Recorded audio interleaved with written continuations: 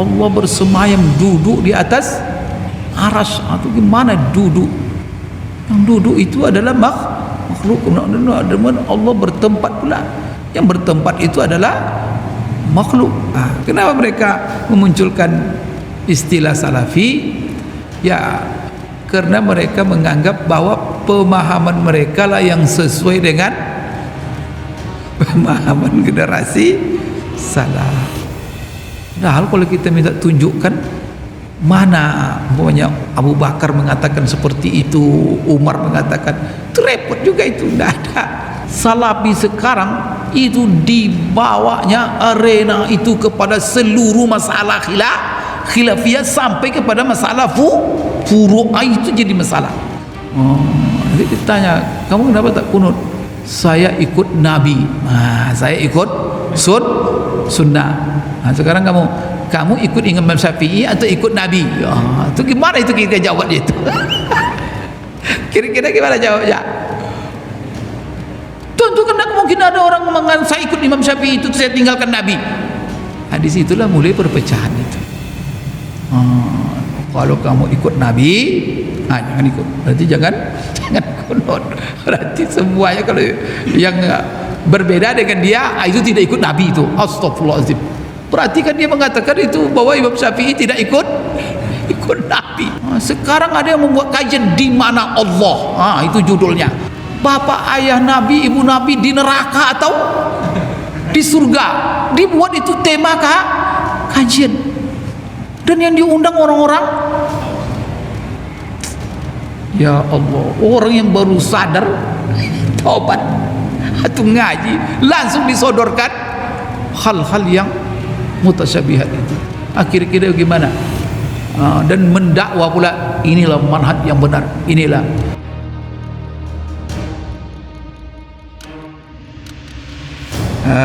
Tema yang diangkat adalah masalah salafisme ya. Kita usahakan kita bahasakan dengan salafisme dari masa ke masa. Tapi bukan saya yang membuat salafisme ini saya penitia ini membuat tema ini salafisme ini. Karena ya dia kalau dalam bahasa Arabnya kan tidak perlu pakai me itu, salafi saja itu sudah cukup, itu salafiyun ya. Salafiyun nisbat kepada salaf dari masa ke masa. Tema ini ya selalu menjadi tema hangat, dan ini bukan sekarang saja, dia dari zaman sudah lama istilah ini marak dan terus diperbarui dan mengalami perkembangan dari masa ke masa. Baik, saya ingin mendefinisikan sedikitlah dulu. Pertama sekali, salaf kalau diistilahkan dengan salafisme atau salafi, kan itu kan dari kata salaf. Dalam Al-Quran kan ada kata-kata salaf, seperti dalam ayat wala tankihu ma nakaha abaukum minan nisa illa ma qad salaf. Kan salaf itu. Di dalam ayat lain juga wa antajma'u bainal ukhtaini illa ma qad salaf. Itu dalam ayat tentang wanita-wanita yang haram dinikahi, yang mana pangkal ayatnya hurrimat alaikum ummahatukum. Di ujungnya wa anta jama'u bainal ukhtaini illa ma qad salaf. Apa arti salaf di sini? Yaitu ma sabaq, ma taqaddam, yang telah berlalu, yang sudah terdahulu. Dan konteks ayat itu adalah datang larangan seperti wala tankihu ma nakaha abaukum minan nisa illa ma qad salaf. Jangan kamu menikahi wanita-wanita yang pernah dinikahi oleh orang atau ayah kamu, kecuali peristiwa itu terjadi telah berlalu. Artinya yang berlalu ya sudah tidak ada masalah. Tapi dengan ayat ini turun, tak boleh lagi diulang. Begitu juga wa antajma'u bainal ukhtaini illa ma qad salaf. Salah satu yang diharamkan adalah menggabung poligami, menggabung dua istri, dan istri yang dua-dua ini adik-beradik, kecuali masalah yang telah berlalu, maka itu dimaafkan. Berarti salaf itu artinya yang terdahulu, yang telah berlalu. Nah, sekarang kenapa ada istilah salafi? Berarti salafi itu istilah yang dinisbatkan kepada orang-orang terdahulu. Oleh ulama, istilah ini familiar. Istilah ini familiar dan digunakan untuk menyebut ataupun istilah yang diungkapkan untuk generasi. Salaf itu adalah generasi terdahulu, yang mana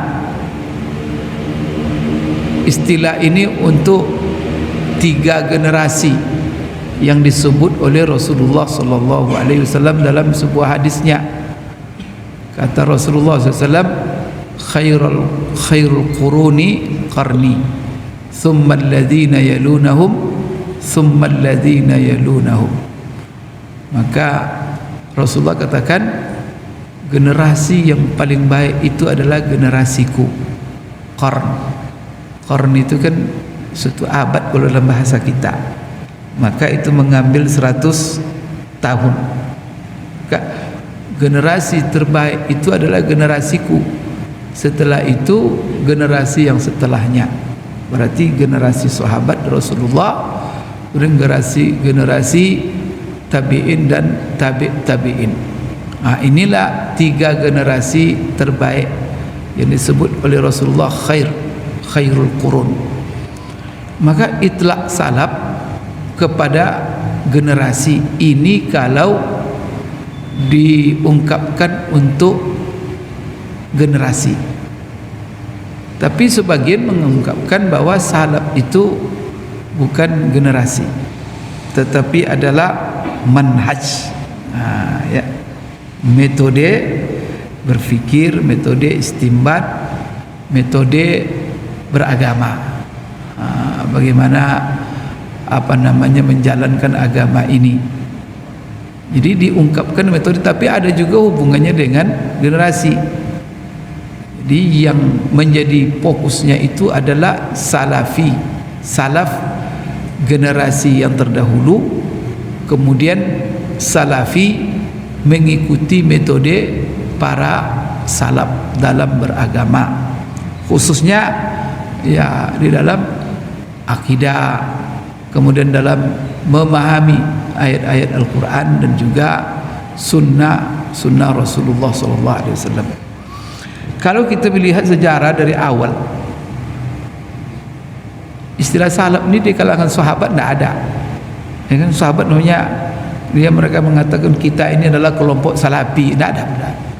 Sahabat tak ada, Abu Bakar tak ada, dan tidak ada istilah ini.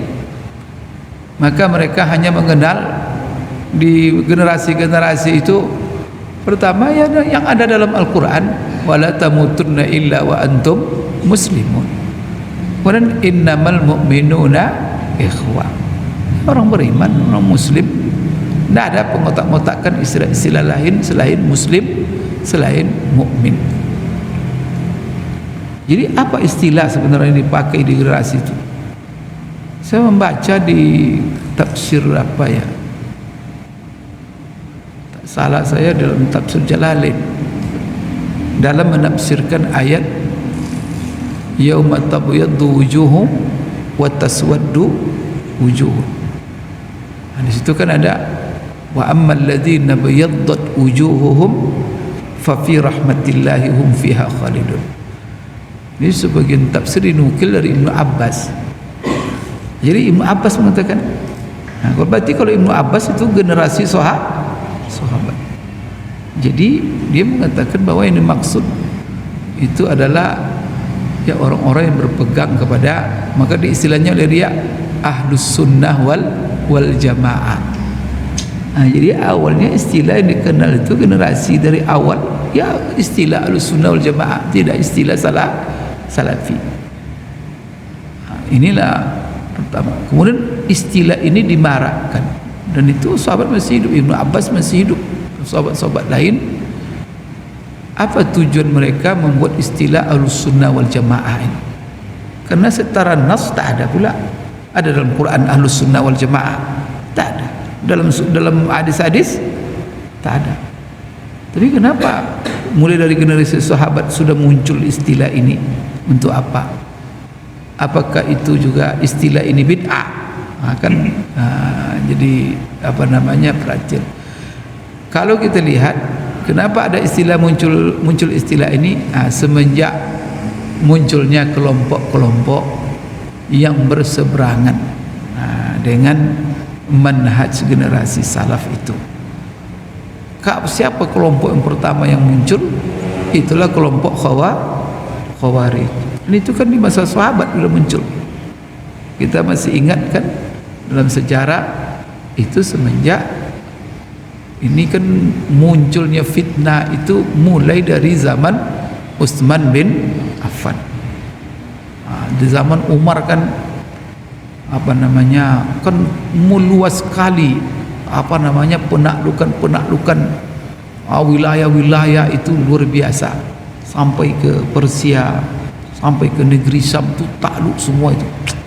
Dahsyat Umar, sehingga yang masuk Islam itu macam-macam ya, sehingga kadang tidak terkapir lagi untuk memberikan pencerahan pengajaran.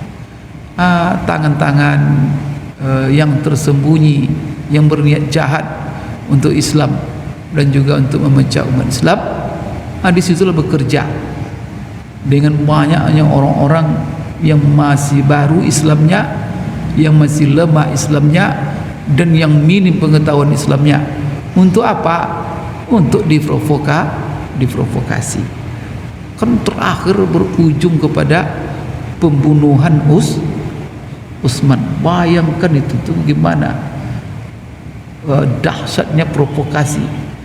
Utsman, sahabat Rasulullah SAW, beliau itu menantu Rasulullah SAW, beliau itu dinikahkan oleh Rasulullah SAW dengan apa? 2 orang putrinya, sehingga dia digelar dengan Zunnuraini. Itu tuh apa nama gelar sahabat yang sangat mulia. Kemudian dia orangnya memang dikenal orangnya baik ya, akhlaknya santun sekali, dan memang dikenal dia tidak setegas Umar bin Khattab. Di zaman dia ini kan terjadi fitnah. Apa provokasi berita hoax yang disebarkan bahwa Utsman dalam memimpin melakukan yang namanya nepotisme. Kan itu tuh mulai awalnya di isu nepotisme. Kenapa? Karena dia sebagai orang nomor 1, wilayah Islam itu luas sekali, tidak seperti sekarang. Sekarang kan wilayah itu Saudi berapalah besarnya, negara-negara teluk. Mereka itu kan sampai 2/3 dunia ini mereka kuasai. Dahsyat wilayah teritorialnya. Jadi Utsman ini ketika dia menunjuk gubernur-gubernur di berbagai wilayah, dia tunjuk orang-orang dekatnya dan juga yang banyak ada hubungan keluarga. Itu salahnya. Tidak dapat oleh mereka apa ini kelemahan Utsman ini, oleh ya tangan-tangan yang tersembunyi. Tentu mereka itu ya orang-orang munafik, Yahudi di belakangnya. Maka dapat bahan-bahan memprovokasi, sehingga terjadilah demo besar-besaran. Bayangkan datang dari berbagai wilayah demo Utsman. Sahabat-sahabat Rasulullah SAW yang senior masih ada waktu itu. Dan bagaimana Utsman berdialog, dan sahabat-sahabat juga berdialog menjawab subuhat-subuhat yang dilontarkan oleh pendemo. Dan bahkan Utsman sendiri sudah menjelaskan kenapa dia menunjuk orang-orang dekat-dekatnya, menjadi gubernur, menjadi pejabat. Dari dulu itu luar banyak ada sensitif. Utsman kan sudah menjelaskan, dan salah satu penjelasan dia itu ya karena dia orangnya kan lembut, susah tegas. Maka kalau orang yang jauh darinya ditunjuknya menjadi gubernur, itu pejabat di khilafah, itu kalau orang lain dia tak tega. Kalau orang itu nanti berbuat salah, bersikap salah, susah dia tegas. Maka dia tunjuk orang-orang dekat keluarganya supaya dia bisa mengatur dan mengontrol dan bisa bersikap tegas dia. Itu sebenarnya maksudnya, dan juga yang ditunjuknya tidak orang sembarangan, betul-betul orang yang profesional, orang-orang yang profesional. Tapi yang namanya kena berita hoax sudah menyebar, dan yang masuk di situ memprovokasi orang-orang awam sebanyak-banyaknya, ada sampai Utsman dikepung. Tapi Utsman itu sebenarnya bisa juga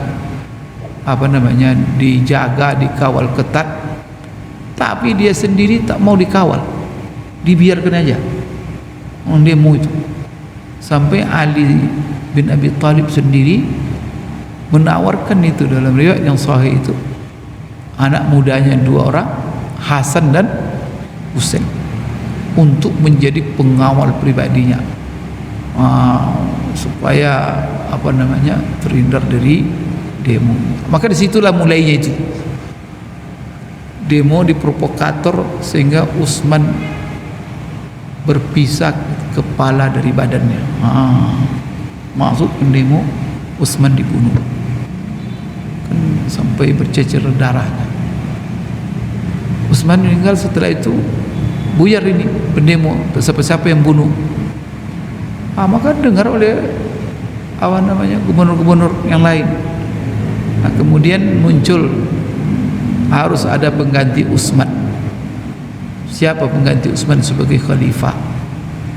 Maka ditunjuklah oleh sahabat siapa? Ali bin Abi Thalib. Maka disinilah terjadi ya ikhwah sekalian, perbedaan ijtihad. Maka salah satu gubernur yang dilantik oleh Utsman ketika itu siapa? Muawiyah bin Sufyan. Dia ini keluarga dekat Utsman ini. Dan dia ketika itu gubernur Mesir.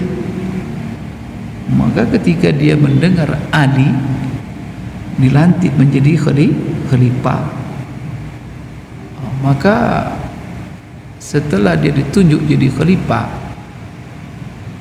maka apa tugas Ali pertama? Dia meminta bai'ah dari seluruh wilayah supaya betul-betul diakui eksisnya.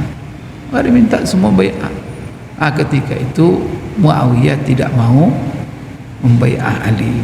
Di sinilah mulai masalah. Apa alasan Muawiyah tidak mau dia membai'ah Ali ketika itu? Ya alasannya ijtihad. Ini ijtihad. Apa ijtihadnya? Menurut Muawiyah jangan didudukkan khalifah dulu, tetapi harus dituntut kisos terhadap pembunuh Utsman. Itu bersikeras Muawiyah, tidak bisa, saya tidak bisa membai'ah. Itu kan dia gubernur, dia juga kuat di Mesir. Sehingga kata Muawiyah ijtihadnya, kejar dulu pembunuh Utsman, kita kisos dulu. Setelah kita kisos mereka semua, baru kita dudukkan khalifah. Kalau Ali punya ijtihad lain, tidak, kita eksiskan dulu khalifah. Setelah eksis nanti baru kita buru siapa pembunuh Utsman dan kisos. Ini kan masalah apa yang didahulukan, apa yang ditakhirkan. Tapi sebenarnya mereka sepakat bahwa pembunuh Utsman harus tuntut kisos. Cuman menurut Muawiyah adalah harus itu lebih dulu, lebih prioritas. Menurut Ali tidak. Dan juga sahabat-sahabat pendukung Ali bawa dudukkan khalifah. Tidak ketemu.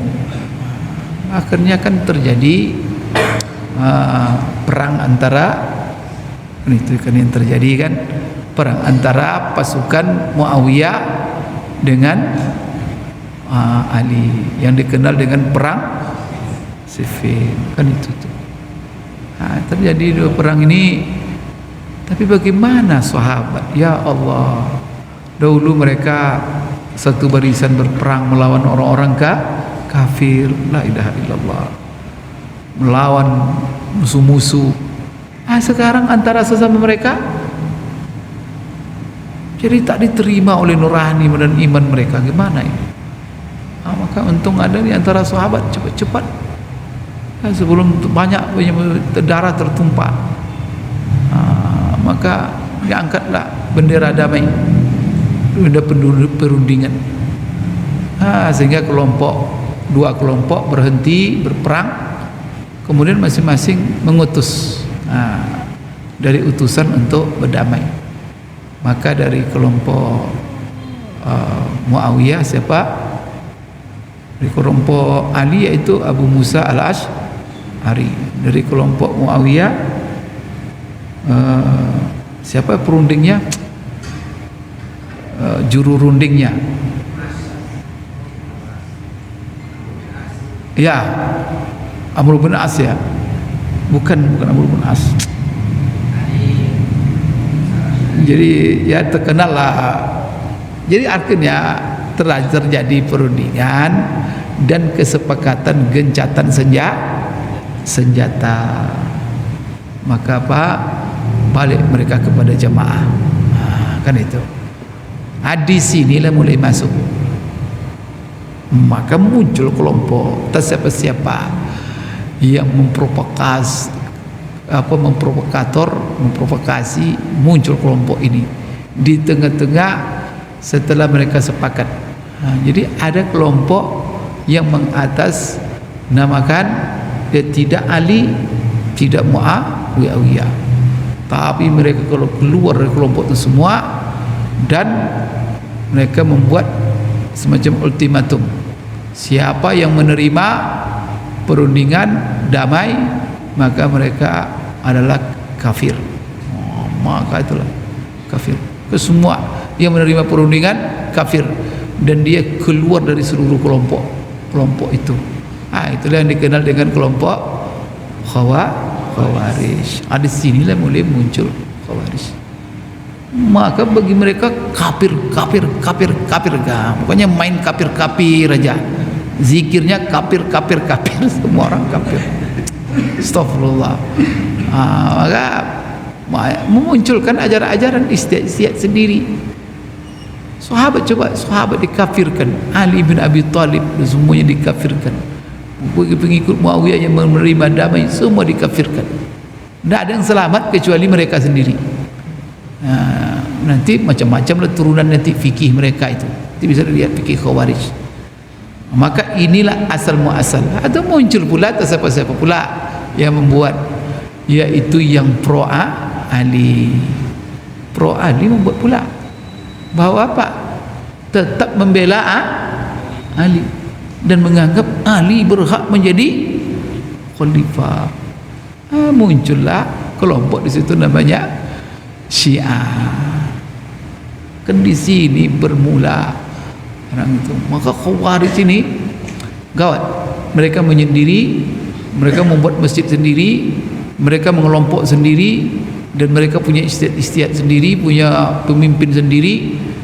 Sehingga Ali membuat kebijaksanaan ketika itu, menunjuk salah seorang di antara sahabat yang kuat ilmunya, yaitu Ibnu Abbas sendiri, untuk berhadapan dengan orang-orang Khawarij dan menjelaskan akar persoalan kepada mereka dan menjawab syubhat mereka.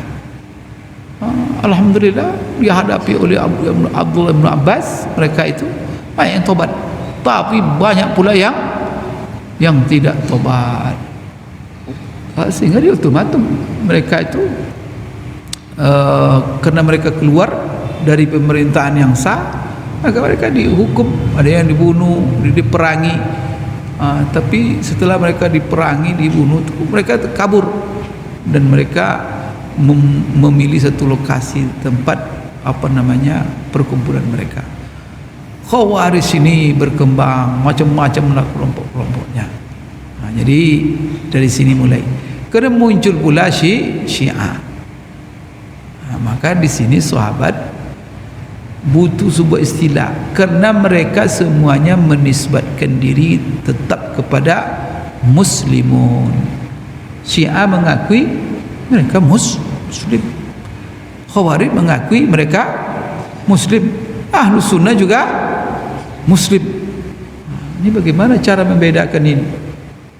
Itulah muncul istilah pertama Ahlus Sunnah wal Jamaah, untuk membedakan antara kelompok Khawarij dan Syiah. Setelah itu kan muncul lagi kelompok Mu'tazilah. Ini bagaimana membeda-bedakan ini? Jadi Ibnu Abbas itulah yang pertama membuat istilah Ahlus Sunnah, bukan Salafi. Itu. Tapi apa masalahnya kok bisa Salafi dimuncul? Kan itu jadi masalah kan. Kalau dulu kan istilah awalnya cuma Ahlus Sunnah wal Jamaah, tapi kenapa muncul Salafi? Karena kelompok Ahlus Sunnah wal Jamaah ini sendiri juga terbagi-bagi di dalam amalan, di dalam cara metode beristimbat. Maka muncul seperti sebelum juga zaman Ibnu Taimiyah, tapi zaman sahabat tidak ada, zaman tabi'in tidak ada. Ini muncullah kelompok-kelompok sufi, tarikat, kan macam-macam tuh. Di zaman Ibnu Taimiyah tu kan paling dahsyat itu. Muncul kelompok Mu'tazilah dengan pecahannya sufi, kelompok-kelompok Batiniyah di zaman Imam Ghazali, di zaman akhirnya apa? Dan mereka juga ngaku Ahlus Sunnah. Yang tadi kan semuanya Islam. Akhirnya dipersempit untuk membedakan Khawarij, Mu'tazilah, Jahmiyah, sudah macam-macam tuh muncul. Qadariyah, Jabariyah. Maka di hadapan mereka itu Ahlus Sunnah wal Jamaah. Ahlus Sunnah ini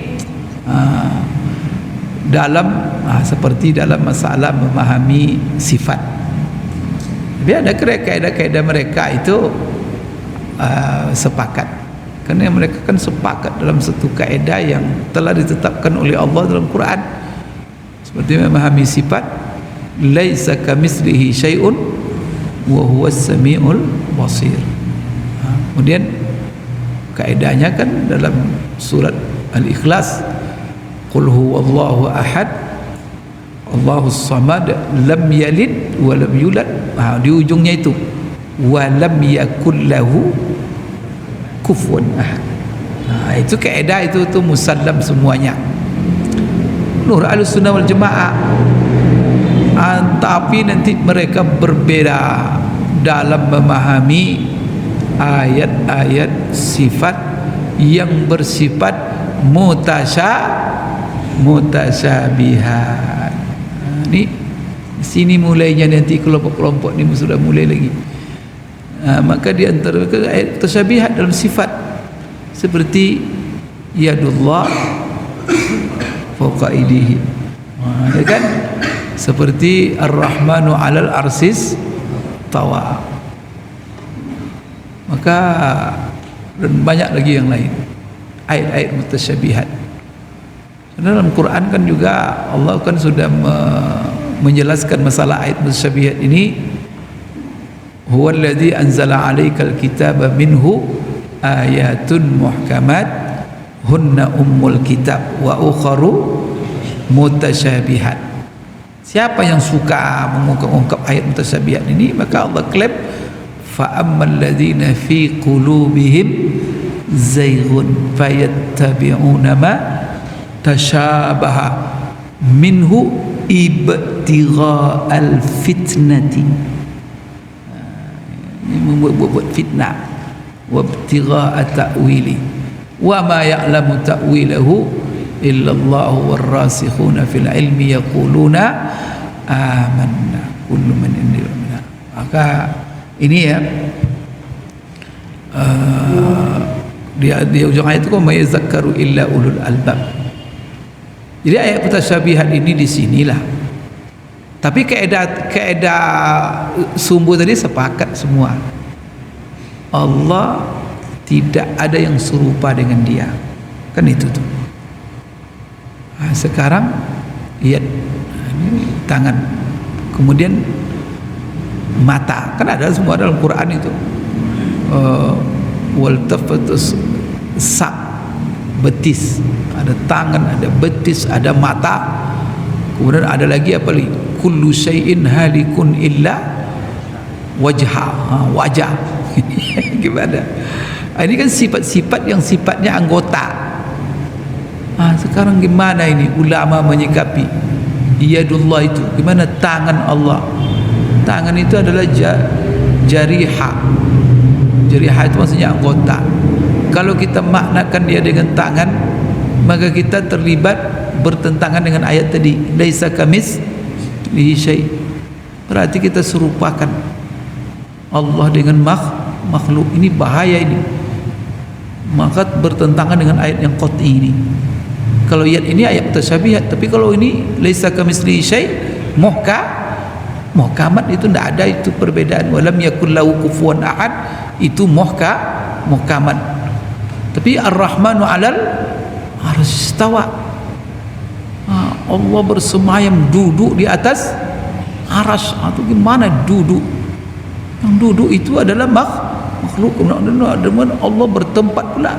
Yang bertempat itu adalah makhluk. Sedangkan Allah tak ada bertempat. Ini di sinilah konsepnya. Ada semua mereka Ahlussunnah wal Jamaah.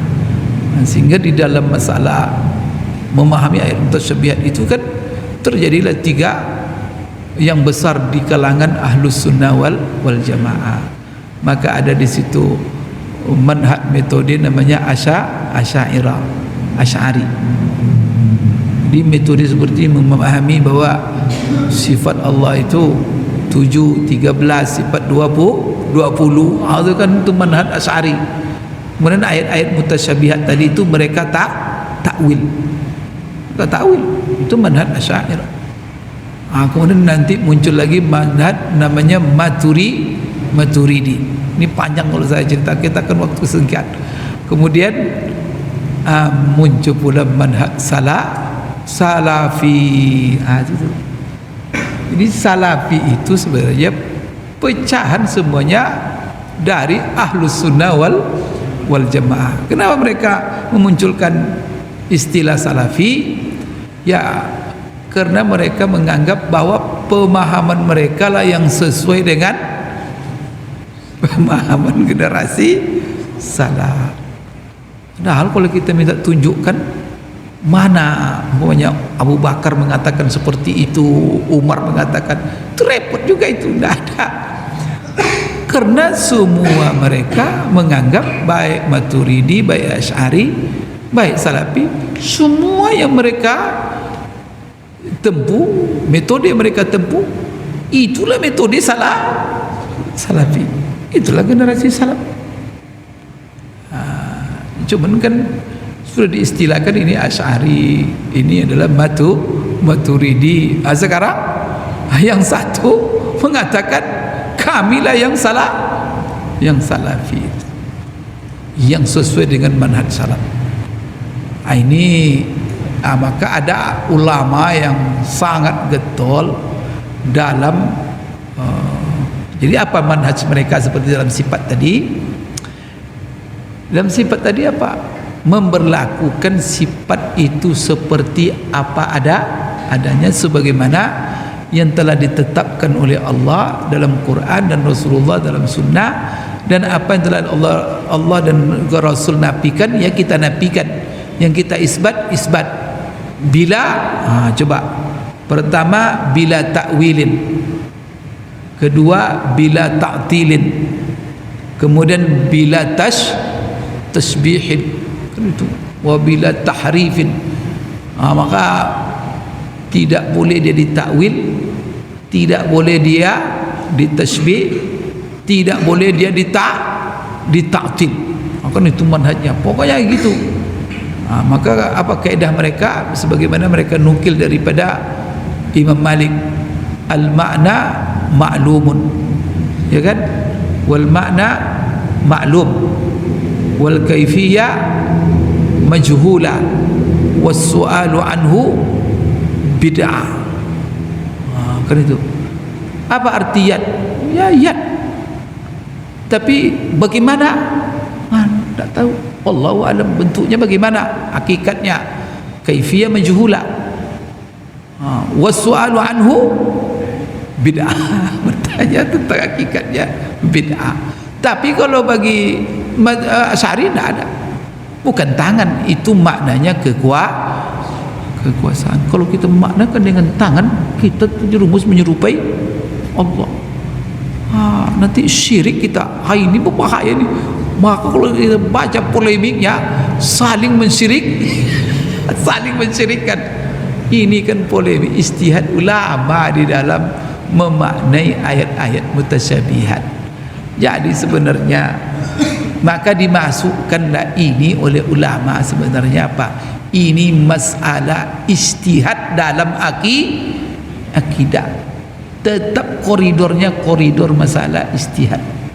Kalau sudah masalah ijtihad yang bahwa ini sudah masuk dalam qadhiyah ijtihad dan terjadi perbedaan pendapat, karena tidak ada yang pasti memastikan 100% bahwa dia yang benar dalam hal ini, itu tuh susah.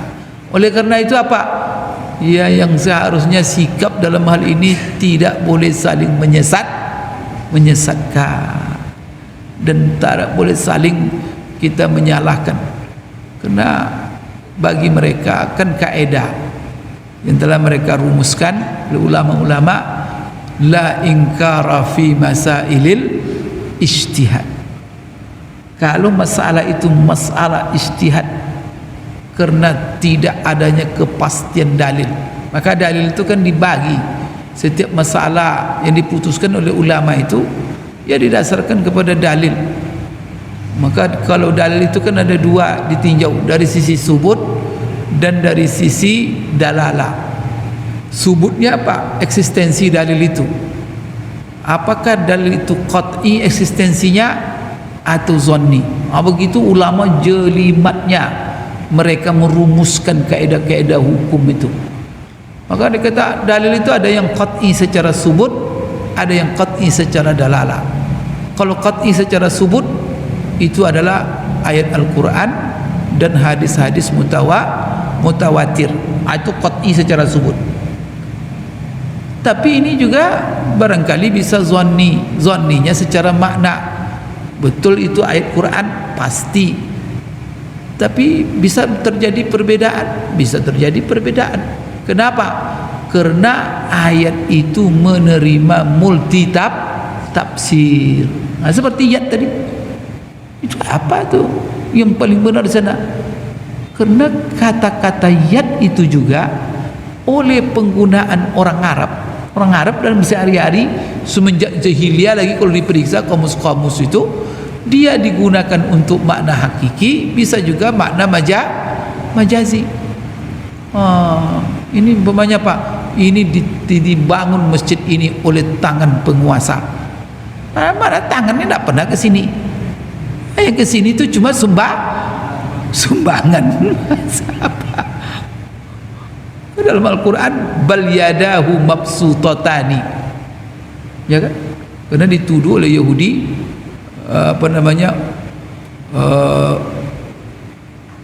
Allah itu dituduhnya bakhil.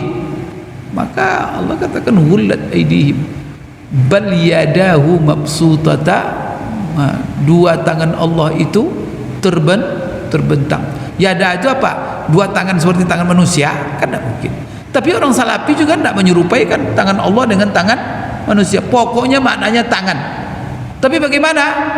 Yang bertanya tentang bagaimana itu bid'ah. Ya, jelas tangan kan begitu. Kalau orang Asy'ari jangan sebut tangan. Kalau kamu sudah menyebut tangan, itu berarti kamu telah menyerupai. Ya Allah, berarti kan ijtihad ini. Maka sebenarnya Pak, ya sudah, masing-masing keyakinannya sudah. Kadang-kadang ada di antara ulama menengahi bahwa Pak, pemahaman secara salaf itu lebih selamat, tapi pemahaman khalaf juga lebih modern. Ada masalah. Ini lebih modern, ini lebih selamat. Kedua-duanya bisa diterima. Tapi kan muncul kelompok-kelompok ini jadi masalah.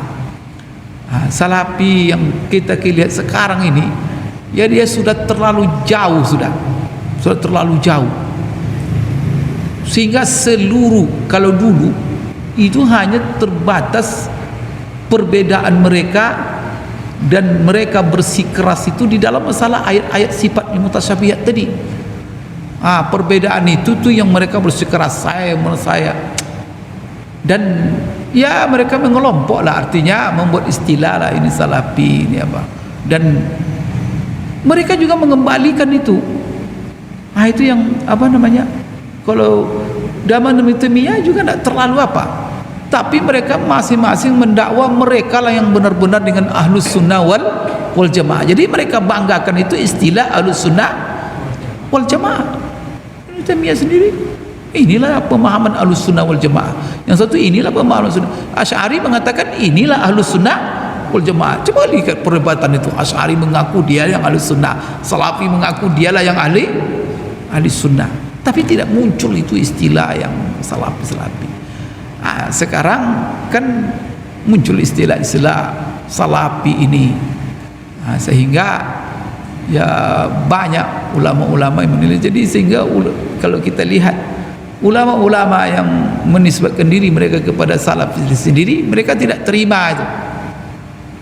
Jadi begini, kalau dulu perbedaan itu sebatas masalah-masalah akidah tadi, tapi sekarang salafi sekarang itu dibawanya arena itu kepada seluruh masalah khilafiyah sampai kepada masalah furu'ah, itu jadi masalah.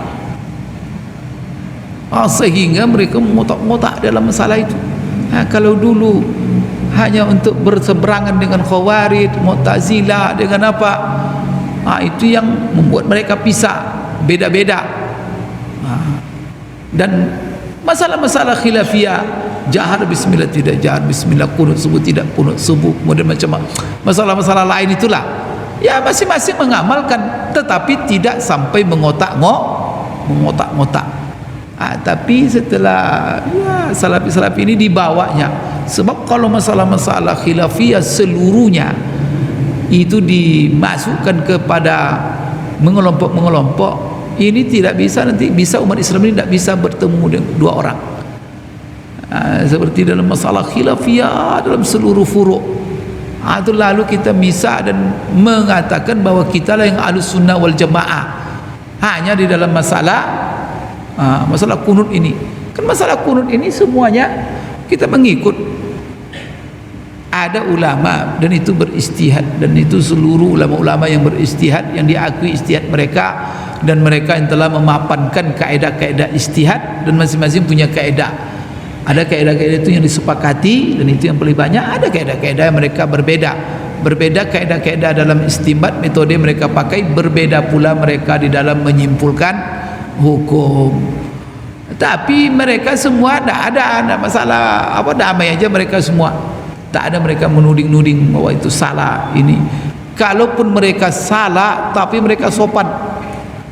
Seperti Imam Abu Hanifah diriwayatkan dari mereka, masing-masing mereka mengatakan bahwa kalau sudah itu masalah ijtihad, ra'yi sawabun yahtamilul khata', pendapatku adalah benar.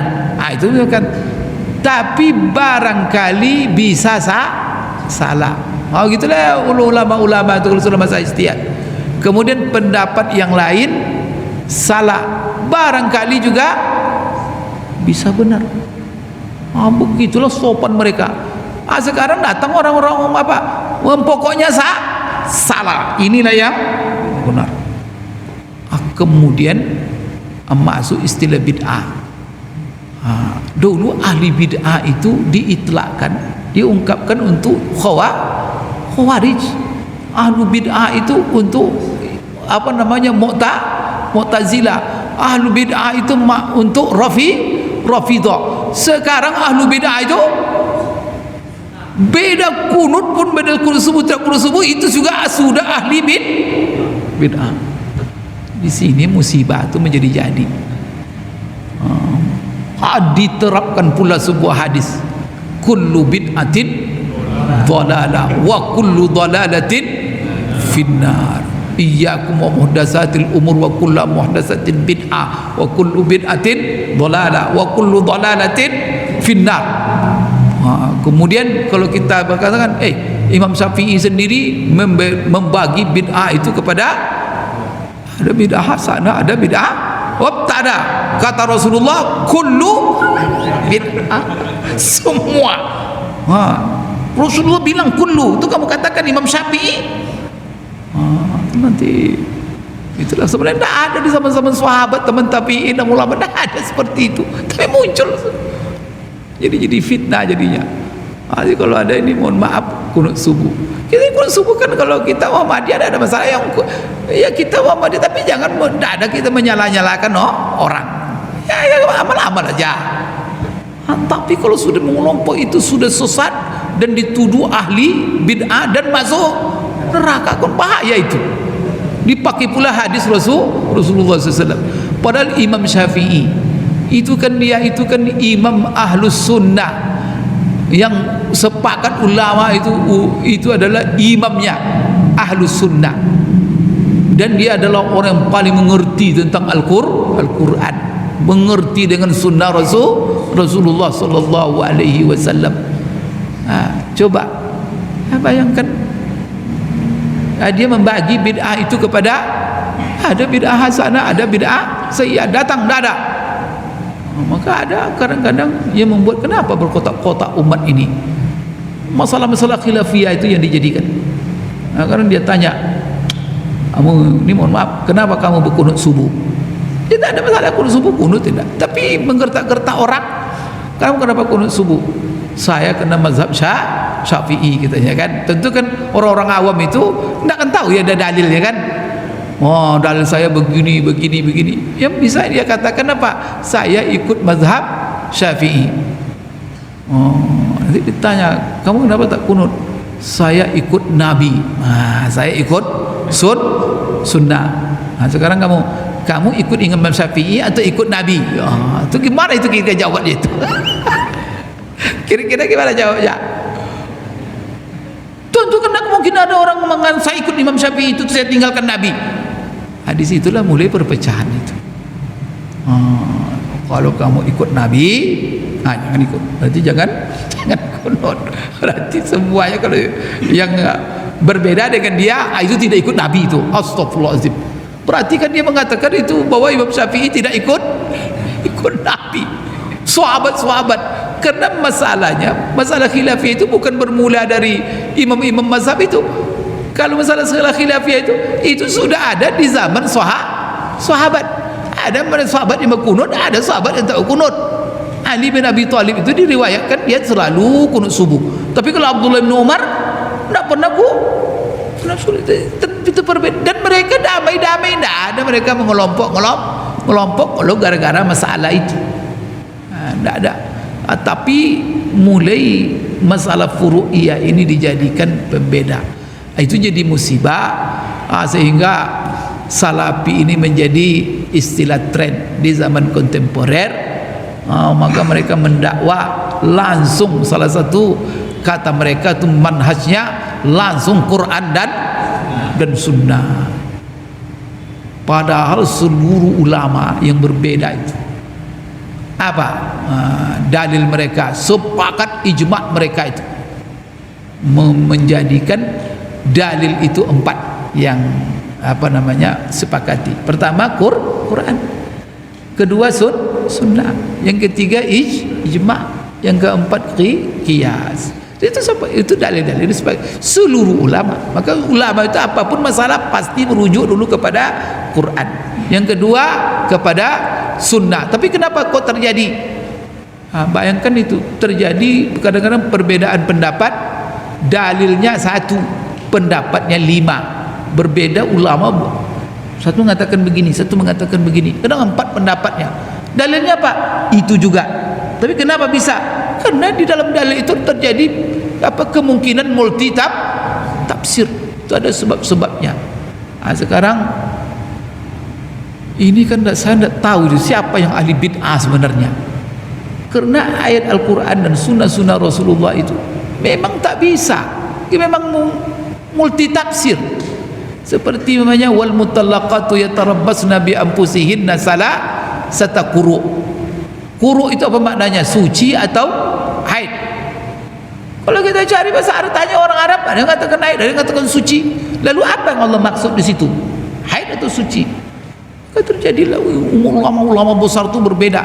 Yang satu mengatakan haid, itu Imam Abu Hanifah. Datang Imam Syafi'i, enggak, itu maksudnya adalah suci. Terjadi perbedaan.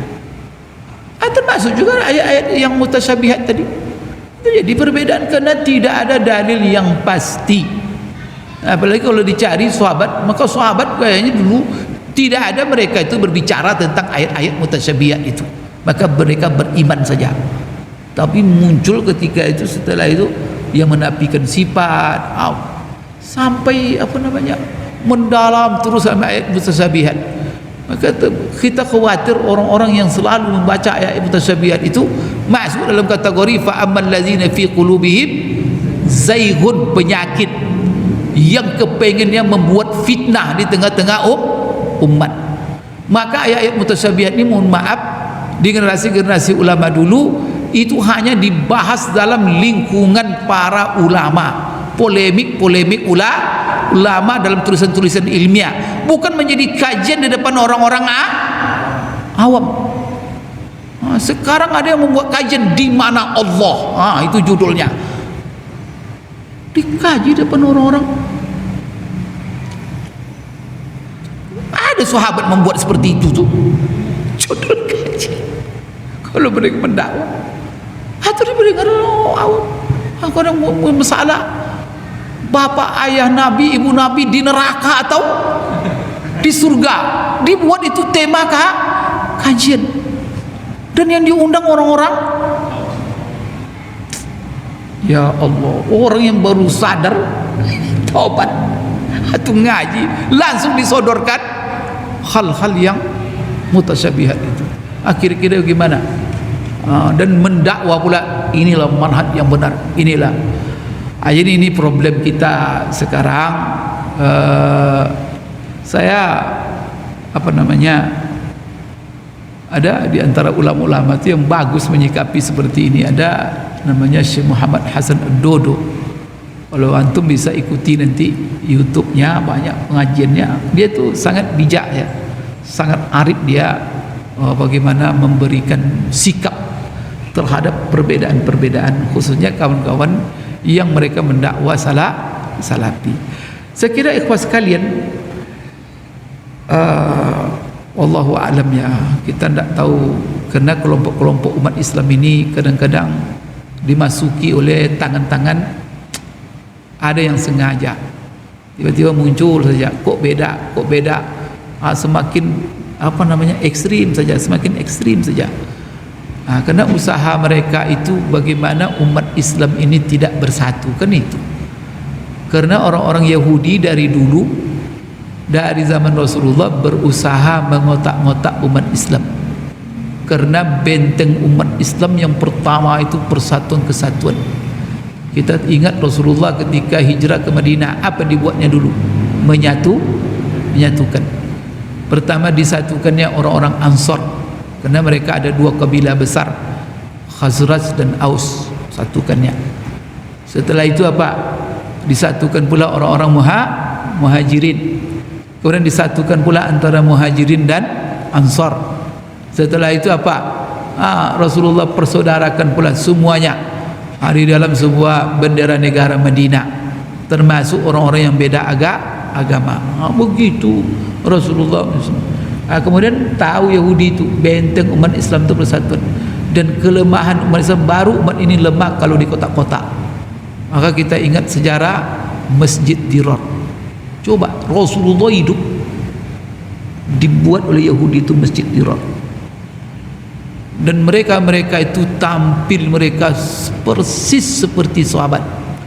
Jenggot mereka panjang-panjang, sorban mereka bahkan lebih besar pula sorban daripada sorban Nabi lagi.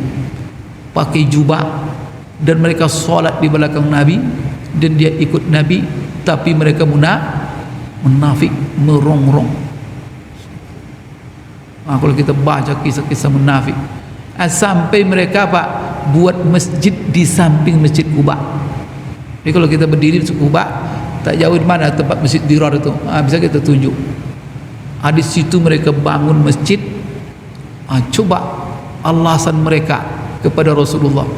Rasulullah ketika itu kan dalam misi perang waktu itu. Mereka minta Rasulullah langsung yang supaya itu resmi dan diakui. Rasulullah meresmikan, sudah mereka bangun. Mereka alasan apa? Ini nanti untuk orang-orang tua-tua yang tak bisa pergi ke Kuba, yang tak bisa nanti solat berjamaah ke Masjid Nabawi. Pokoknya macam-macam alasan. Pada Allah ceritakan. Maka Rasulullah sudah berniat untuk meresmikan. Di perjalanan turun ayat. Itu adalah masjid di Dirar. Masjid untuk memecah belah saf umat Islam. Maka apa kata Allah? Allah suruh Rasulullah untuk membumi hanguskannya. Maka Rasulullah datang, bukan pergi salat, Rasulullah bukan meresmikan, langsung di bumi hanguskan.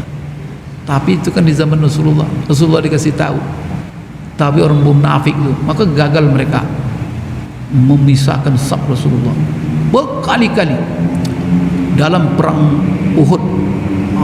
Kalau Rasulullah dah tahu ini munafik ini, maka Rasulullah setiap perang, maka Rasulullah buat tasfiyah namanya. Tasfiyah itu apa? Membersihkan pasukan dari orang-orang munafik. Kalau sebelum masuk medan perang itu Rasulullah biasa apa? Dibuat strategi singgah Rasulullah dulu. Dibuat oleh Rasulullah kiat-kiat bagaimana orang-orang munafik ini gerah. Kalau gerah maka keluar itu, pulang mereka. Kalau sudah pulang maka Rasulullah tinggal dengan pasukan-pasukan inti. Kenapa? Karena keberadaan mereka dalam pasukan sangat berbahaya menikam dari belakang. Itulah munafik. Setelah Rasulullah wafat, mereka terus bekerja. Umar terbunuh, Ali kan, semua. Utsman dibunuh. Coba sahabat-sahabat dekat dengan Rasulullah sallallahu alaihi wasallam.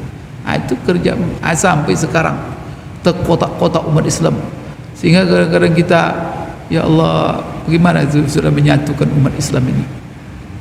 Masing-masing dengan kelompok adalah termasuklah yang menggerakkan sekarang. Tapi ingat ya, kalau dalam masalah akidah sebenarnya gimana sikap kita? Kalau masalah keyakinan tidak ada masalah, itu hanya perbedaan ijtihad. Cuman ada yang agak hulu sekarang. Kalau ulama yang memang mengambil manhaj salaf itu, ya dia katakan bahwa maknanya ya sudah. Tapi bagaimana? Tidak ada mereka mengatakan begini. Sekarang ada keterlaluan, saya lihat sudah betul-betul menyerupa, sudah keterlaluan, dia sudah melewati batas. Ini yang saya lihat di salafi kontemporer ini. Sudah berlebihan daripada apa yang telah dirumuskan oleh Ibnu Taimiyah sendiri atau dan yang lain-lainnya. Kemudian secara akidah mana ada masalah, ada, dan itu ia sepakat sebenarnya ulama-ulama besar, kecuali yang polemik seperti Subki, ya, polemik dengan Ibnu Taimiyah, saling mengkafirkan, tapi antara mereka saja. Tapi secara umum apa yang menjadi keyakinan seperti yang dibawa oleh Ibnu Taimiyah dalam manhaj akidah, itu juga masih dalam koridor Ahlussunnah. Maka rata-rata ulama mengatakan Ahlussunnah itu ada 3. Maka pertama Asy'ari, kemudian Salafi dalam akidah, ya, dalam makna Imam Musawiyyah, kemudian Maturidi. Semua mereka itu masuk dalam kategori Ahlussunnah, dan mereka ahlul kiblatnya sama. Dalam masalah fikih tidak ada masalah. Dalam masalah fikih mereka itu tidak ada yang salah. Kalau fikih mereka itu secara umum mereka berafiliasi kepada fikih Hambali, mazhab Hambali. Jadi mazhab Hambali, maka coba lihat ulama-ulama. Ibnu Taimiyah itu ulama besar dalam mazhab Hambali. Ibnu Qayyim itu Hambali. Sekarang mufti-mufti di Saudi itu semuanya Hambali. Buku-buku yang dipelajari di sekolah-sekolah semuanya Hambali. Kan tak ada masalah. Tak ada orang mengeluarkan Imam Ahmad itu dari Ahlussunnah, tidak ada. Kemudian itu secara fikih. Cuman sekarang kan ada juga berbeda-beda. Seperti Syekh Albani itu sendiri yang mereka jadikan sebagai rujukan. Syekh Albani itu secara umum dia Hambali itu. Cuman ada istihad dia dalam mensahihkan hadis, menhasankan hadis.